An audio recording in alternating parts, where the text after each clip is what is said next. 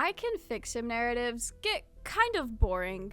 Sometimes you need a dynamic of, I will support him in his evil deeds, perhaps even make him worse, or who knows, maybe we'll elevate our villainy together. Two terrible people getting together and enabling their worst traits. So, if you've played Baldur's Gate 3, then you're probably familiar with this tyrant, Enver Gortash. His name's sickeningly familiar to the amnesiac Dark Urge character. Oh yeah, the Dark Urge. The other important half to this whole thing. Hi, I'm Mel. I play a lot of Baldur's Gate, and I can't stop thinking about how the game heavily implies that Gortash and Dark Urge used to be in an intimate relationship of sorts before the events of the game. They sit in my brain and I rotate them like they're in a microwave. That's me. I don't even like Gortash as a character. Like, he's well written. I like him as a character, but I dislike him as a person. That's a better way to put that. But he sits in my brain just being microwaved all day, every day. Also, yeah, major spoiler warning for specifically like the Dark Urge playthrough and maybe even events of the whole game. Just throw that out there. But without further ado, let's grab our two puzzle pieces. When you're going to make a character in Baldur's Gate 3, you have the option of picking the origin Dark Urge, who is the only customizable origin character, by the way, which is pretty neat. Dark Urge, however, is unique in the sense that they don't know who they are, which is probably why they are fully customizable, because it's just a vibe and a concept, but nothing else. All that the Dark Urge knows at the start of the game is that their blood is cursed. My rancid blood whispers to me, kill, kill, and kill again. My ruined body yearns to reap death in this world. And when this foul urge calls, it possesses my whole being. Injured beyond repair. I know nothing besides this. I must resist the Dark Urge, lest it consume my mind. I must discover who I was and what happened to me before my twitching knife hand writes a tragedy in blood. Driven to commit atrocities despite your best efforts, taps into a level of horror that is really fascinating, and you can either give in to it, becoming the monster you feel you are, or resist and become something better. However, as you play, it's revealed that Dark Urge is, in fact, the mastermind behind the grand design. You are the one that came up with the idea of taking over the world using the Elder Brain. It's all you. You, a child of Baal, the god of murder, terrorized the streets of Baldur's Gate. You were respected, adored, and even worshipped by Baal worshippers. However, your sister, Orin, attacked you, scrambled up your brain, and left you in the colony under Moonrise with a tadpole inserted just like the rest of our lovely origin characters. The tadpole part is the only similarity there. It was an act of jealousy. Orin felt that she could do your job better, and didn't like that you fraternized with the chosen of other gods, referring to Ketheric and, most importantly, Enver Gortash. Orin left you stripped of your identity, your memories, and you were left with nothing but a tadpole infecting your mind. Everything was taken from the Dark Urge. Everything but the Dark Urge to maim and murder, and vague memories of Gortash. We'll get to that in a second. Gortash is first introduced as one of the Absolute's chosen. He's a self-made politician and a tyrant. He's also the bastard that sold Karlach to Zariel 10 years before the events of the game. Gortash is also, and for real, the chosen of Bane, since the Absolute isn't really a real god. Bane is the god of tyranny, very on the nose, having the corrupt politician character being all for tyranny. Yeah, sure, let's also have him facilitate acts of cruelty like stuffing children's toys with bombs before donating them to refugees. Gortash is not a good guy.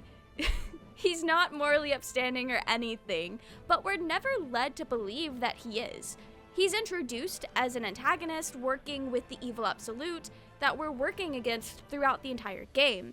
As a villain, though, he is pretty fun.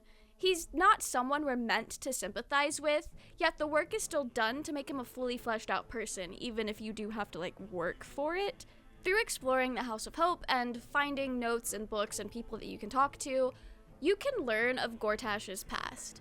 He's the son of a poor family that sold him into slavery to pay off their debts. He spent his time in servitude to Raphael, where he suffered abuse until he was able to leave, not on good terms. So, I mean, to be fair, if I was being held somewhere from a young age and being abused, I wouldn't leave on good terms either. So, he's kind of real for that.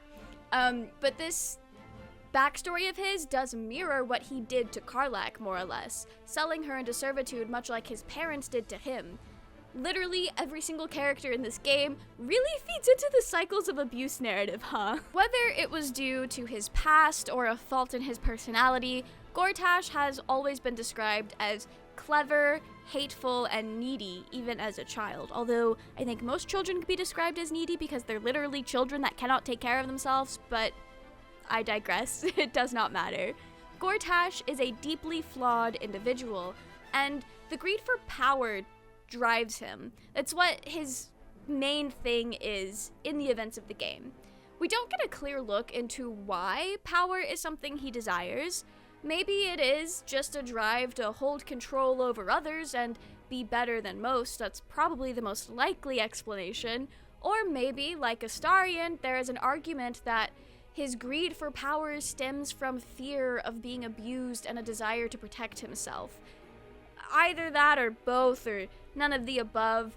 It's most likely just him wanting to exert control over others. But I mean, it's a plausible motivation. He's got the tragic backstory, but he's also been seen reveling in the power play of politics. And, he's also literally working to kind of take over the world. So now that we have our puzzle pieces, how exactly do they fit together? When playing as the Dark Urge, encountering Gortash in Worm's Rock Fortress in Act 3 plays out more like a reunion. Crawling back from their bloody disgrace, it's my favorite assassin. Gods, you're a sight for sore eyes. Orin told me she made a fool of you, but I should have known you wouldn't go down that easy. Then she didn't lie. The past is lost to you. Let me clear up some mysteries then. We share so much history. He'll greet you as his favorite assassin and is really patient with you about your amnesia. He fills you in on all he knows, your role in the whole scheme, and that things were going really, really well until you vanished. He shares that the two of you were incredibly close and that you share so much history. And while this doesn't necessarily imply a romantic or intimate relationship, I'm choosing to interpret it as such. It's clear that there is a fondness of some sorts here. Gortash looks at Dark Urge with gentle eyes and a soft smile. There's so much love in that expression, or at least whatever Gortash would feel and call love. There's arguments to be made as to whether or not these evil, power-greedy bastards actually feel love in the same way that you and I or any normal, well-adjusted person would. So yes, this look of admiration could be purely platonic, or admiration amongst business partners. But life is more fun when you're a little delusional, and this video is about the ship, so we are ignoring those other interpretations. Just be aware that I'm aware. During this scene, if you have Karlach on your party, Gortash will respond to the idea of him needing to speak with her, the woman that we know he has history with. He's like, nah, I've been dying to see you. You specifically, Dark Urge, you are the one I've been dying to see. He'll also explicitly state that he liked you, while only being able to tolerate Orin. I tolerated Orin, but I liked you. He emphasizes that he does enjoy your company, that he likes you. Again, I know this isn't necessarily flirting, but please humor me for a bit. One thing that supports the thought of the prior relationship being an intimate one is, before meeting Gortash directly, when hearing his name, the narrator will describe it as sickeningly familiar. It's the only thing Dark Urge does remember. Echoes of a past love trying to claw its way back to the forefront of your heart. Sickeningly familiar, like something you once cared for but maybe replaced. Doubly so if you're romancing one of the companions, having essentially replaced Gortash with someone new. Enver Gortash is the only thing that stirs recognition for Dark Urge. I don't think this is based in any science or anything. I am not a neuroscientist. I'm not even a psychologist. I don't know a lot about the brain. But there is this idea that Enver Gortash being the only thing that Dark Urge remembers means that he was likely the most important thing to Dark Urge, the thing that was the most imprinted into their mind and their soul, meaning there were likely strong feelings or a strong connection there, which is wild because Dark Urge has no reaction to seeing anything relating to their past, and Ball, for that matter, their literal father, the basis for their existence. Absolutely nothing. Best we get is the urge to maim and feeling of cursed blood, but no memories or no familiarity, nothing. That's all reserved for Enver Gortash. Speaking of Ball, when exploring the Mind Flayer colony in Act 2, you can find a note that the Dark Urge wrote in the past, where Dark Urge is asking for their father's forgiveness for admiring Gortash, complimenting his genius even. A weird thing to dwell on and ask forgiveness for if the admiration was just a partner in crime kind of vibe. There's genuine feeling here, a deep love and admiration despite how you read that dynamic, be it intimacy for the sake of intimacy, real romantic love, a deep platonic love. It's clear that the Dark Urge and Gortash meant something to each other, likely being the only person that the other had. However, the letter does promise that Dark Urge would betray Gortash in the end, killing both him and Ketheric before killing themselves. Yeah, sure, Ball, god of murder, murdering your friends, your allies, murdering yourself in his name, yada yada. It sounds to me, though, like Dark Urge knew what was expected of them, and didn't want to live with the consequences, didn't want to live with the grief of killing their beloved, didn't want to live without him, even. We know Ball does value the sacrifice of killing someone Dark Urge cares about. At the end of Act 2, you're tasked with killing the most important person to you. This is usually whoever you're romancing, and in my case, it was sweet baby girl Astarion. I don't have it in me to do that, even on an evil playthrough where I'm doing everything else to satisfy Ball and the Dark Urge. This is supposed to be a great act of murder to prove yourself after your fall. At this time, though, you don't know you're a Ball spawn, although you're kind of starting to figure it out. So with that in mind, would killing Gortash not also be proof of your worth after falling for him? It kind of feels the same to me, a similar sacrifice here. Even if it does sound like the betrayal and killing Gortash in Ball's name was always the plan, it creates this extra layer to it, especially with the letter asking for forgiveness. I don't know, I feel like it all goes together somehow. When Orin mentions Dark Urge being among them at the end of Act 2, Gortash responds with shock and a smile. Neither of us expected the prison bearers to kill Ketheric. They'll be traveling to the city. Let's make sure we give them a Baldurian welcome. My prodigal bloodkin is among them. They live. Hearing you're still alive is good news for him. Gortash is also relieved if you kill Orin first and return to him, being allies more or less. If you defy Ball, Gortash still wants to work with you. His alliance with Dark Urge is not built on who you represent, but who you are as an individual. Gortash cares about Dark Urge for who they are and is eager to have a true alliance with them. as equals. Something that would seem out of character for the Chosen of Tyranny. It would seem out of character for someone who is so power greedy. All the other characters in the game that have this desire for power that you can either encourage or discourage, there's not really a sense of equality there. Specifically with Ascended Astarion, if you ascend him, there's no way you'll ever be equals.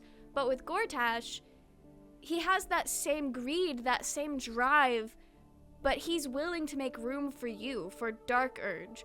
I know he's also willing to work with you and rule the world with you if you're playing as a normal Tav, but it's sweeter with Dark Urge. It's just, it hits different, it's warmer, it's sweeter, it means more because they have history. As far as I'm aware, we don't actually know how Dark Urge and Gortash initially became acquainted. Gortash is incredibly intelligent though. In another life, he could have been a mad scientist or a wild engineer, and you could probably argue that he kind of already is. It's this intelligence, though, that seems to be what initially connects him with the Dark Urge character prior to the events of the game. We know that Gortash and Dark Urge used to be on a similar wavelength of sorts, and that Dark Urge admired his ideas. So it sounds to me like they somehow crossed paths, likely due to Dark Urge going on, killing sprees and maybe needing weapons, and Gortash selling weapons under the table. And maybe they just met and took a liking to one another.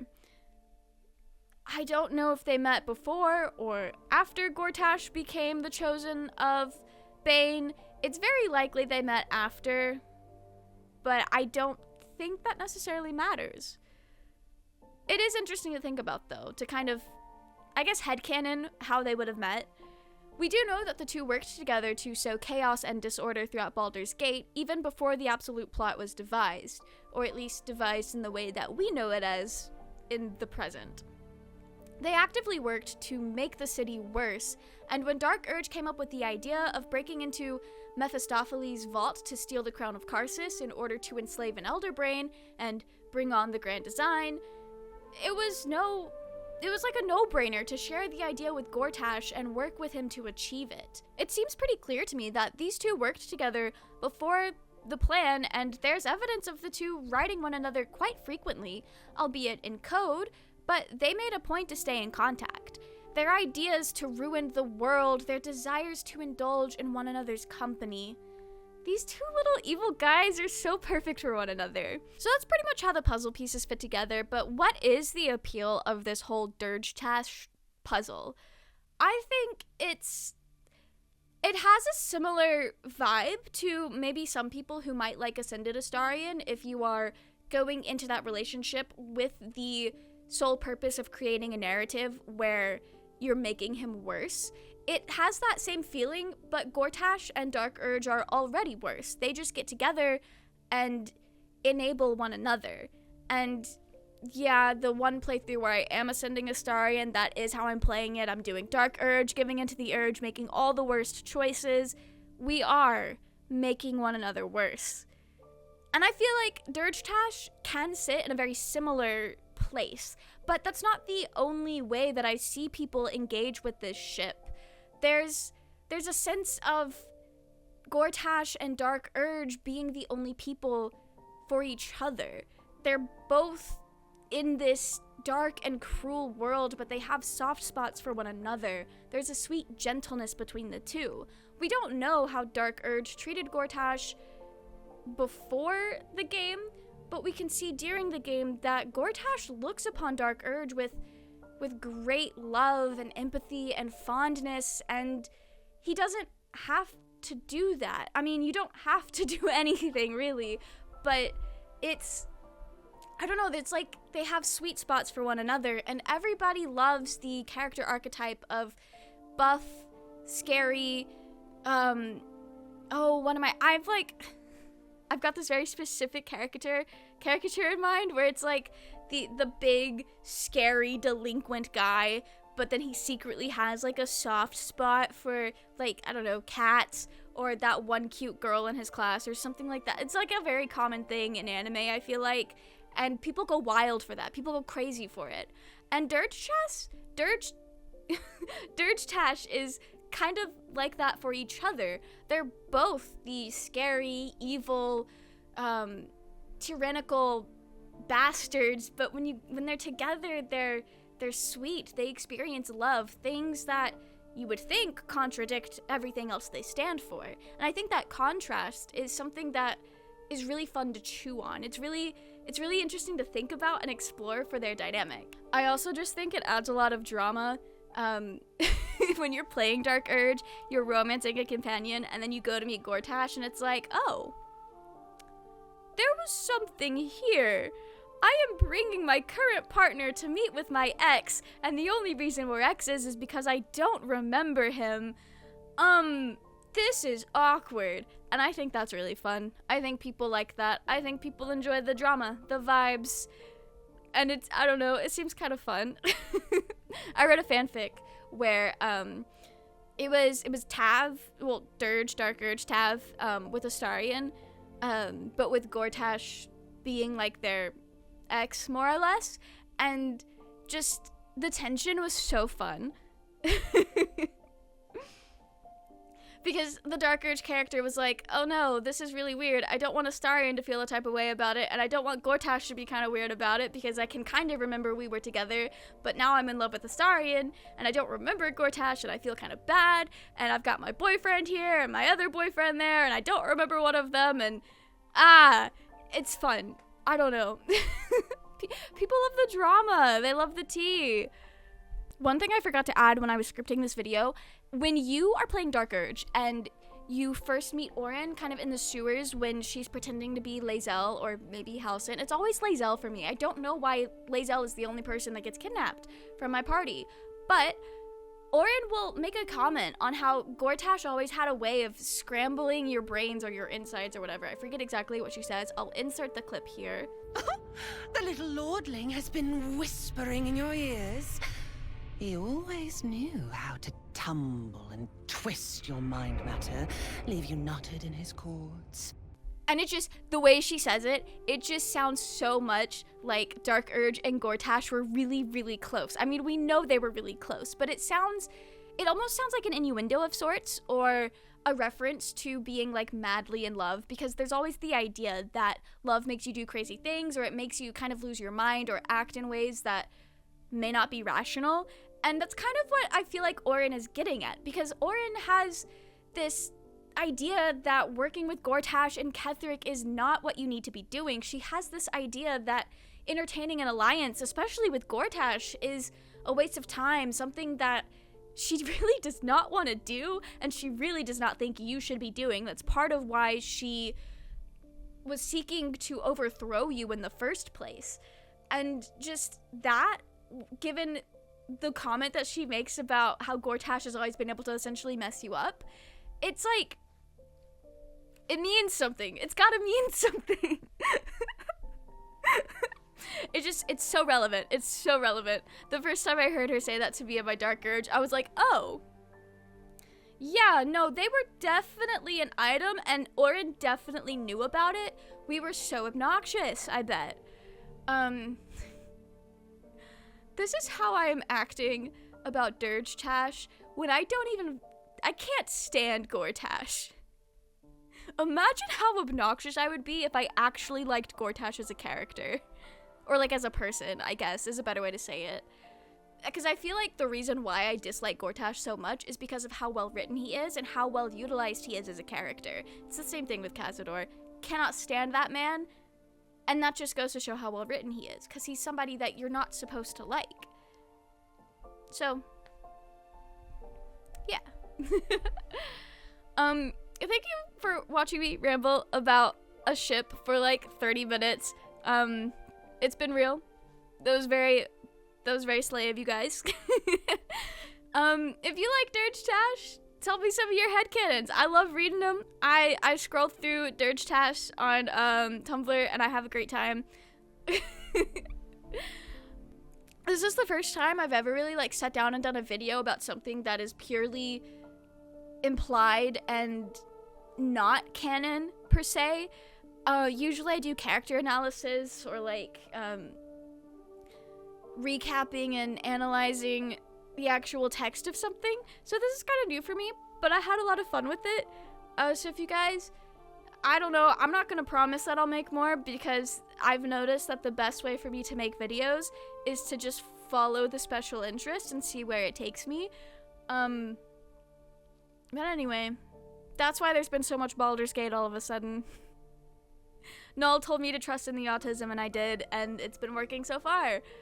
So anyway, that's it for me. I'll see you all next time. It'll either be a Shadowheart video or the Weston Deep Dive. Let's be real, it's probably going to be the Shadowheart video, because that one's the closest to being done. Yeah, anyway, that's it for me, for real, for real. Bye!